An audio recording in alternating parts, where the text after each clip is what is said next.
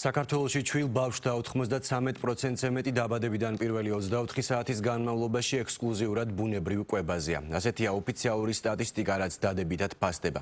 თუმცა როგორ იცვლება მონაცემები დაბადებიდან 5-6 თვის განმავლობაში, ზუსტი უახლესი სტატისტიკა არ მოიპოვება.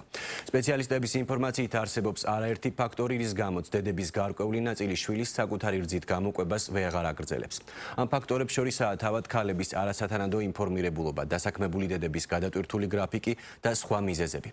ეს საკითხები განსაკუთრებით აქტუალური ხდება ყოველი წლის 1-დან 7 აგვისტომდე, როცა მთელ მსოფლიოში ძუძუთი კვების კვირეული აღინიშნება. წლევანდელ კამპანიას საქართველოს ახალი პროექტებით ხვდება. მიზანი ჩვილებში ბუნებრივი კვების მაჩვენებლის გაზრდაა. გვანცა ცისკაძე გიამბობთ. დედის რძე ჩვილისთვის სრულფასოვანი კვების, ძლიერი იმუნიტეტისა და ჯანსაღი ზრდა განვითარებისთვის შეუცვლელია. ექიმები ერთხმად ამბობენ, რომ ძუძუთი კვებას მნიშვნელოვანი სარგებელი მოაქვს როგორც ჩვილისთვის, ისე დედის ჯანმრთელობისთვის.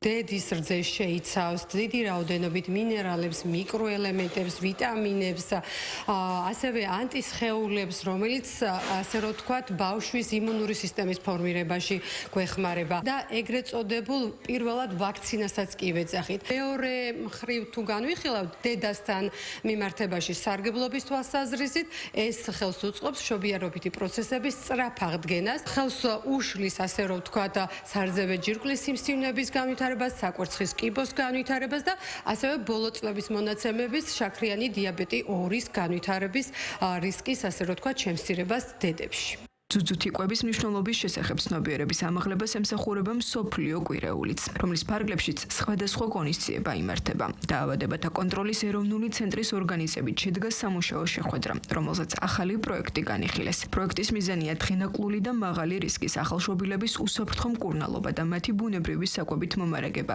ქალის რძის ბანკიდან, რომელიც საქართველოში სულ ახლახანს ამოქმედდა. თუმცა ბავშვის ბუნებრივი კვებისთვის ხელშემშლელი ფაქტორები მაინც რჩება. მათ შორისაა არასათანადო ცნობიერება და დასაქმებული დედების გადატვირთული გრაფიკი.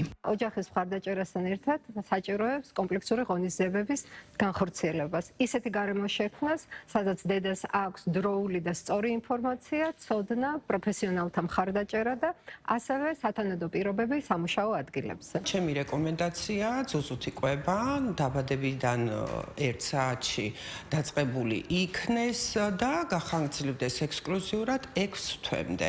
დედა ბავშვის მდგომარეობის გაუმჯობესება გვაჩვენებს თუ რაოდენ კარგად არის განვითარებული ქვეყანა და ჩვენი ქვეყნის მიზანიც უნდა იყოს ეს. ყოველთვიურად ტარდება ღონისძიებები, ვიწვევთ ფეხმძიმე ქალბატონებს, ასევე მელოგინეებს და მათ ვაძლევთ საჭირო ინფორმაციას, დიდ მნიშვნელობას ვანიჭებთ ჩვილების კენგურუს მეთოდით გამოცდას, ეს დედის და ჩვილის მჭიდრო ურთიერთობისთვის და მომავალი ურთიერთობისთვის არის მნიშვნელოვანი, ადრეული ძუძუთი კვების დაწყება. ყველა ამ თემებზე საუბრობთ მშობელთა სკოლის ფარგლებში. რაც უფრო ხშირად მოვაწოვებთ ქალის ქერქი და ზოგადად ჩვენი ტვინისი ამოწყობილი, რომ ის აქტიურებს, ასე რომ ვთქვათ, რძის წარმოქმნის პროცესებს. ამიტომ იმის მიხედვით თუ რა გვექნება, ხა არავინ არ ამბობს იმას, რომ დედას რძი არ აქვს და ბავშვი უნდა ვაშიმშილოთ, მაგრამ ეს ყველაფერი დაძლევადია და ეტაპობრივად ხდება. საზოგადოებაში ხშირად მუსირებს აზრი, რომ დედას არ აქვს რძე.